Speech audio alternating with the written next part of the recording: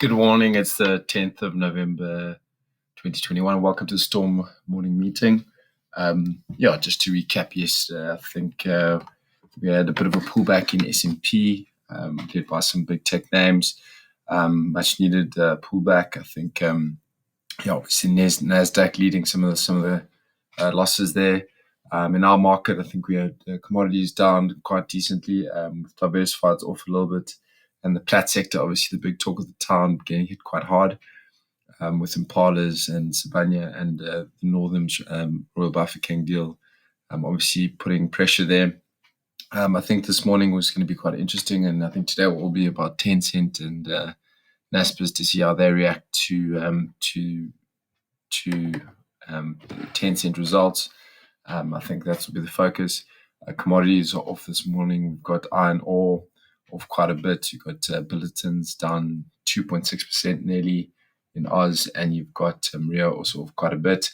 China inflation data came out, which was higher than expected. On the currency front, we've got the rand on the back foot. I think there's a lot of Eskom chat today and yesterday. I think keep an eye on there.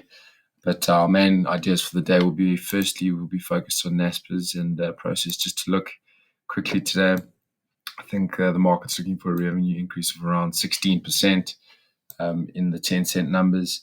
Obviously, we know China Tech's been very much under pressure and sort of hasn't been the flavor of the week all the year. So let's keep a close eye on how the market reacts to these numbers. I think they're really got to be quite good.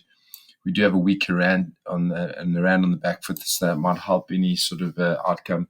But just to look, I think quite an interesting area. We basically are going to open up around the 1821 day, where they cross at about 2,583 rand on Naspers. Just to look at like two scenarios, I think if we do get a decent beat, we could head back up to that 2,810 level, and I think your downside is limited. I think due to the rand being weaker, Naspers actually having a bit more, businesses than just their Tencent. I think might hold up right in the midst of guys expecting quite a shocker.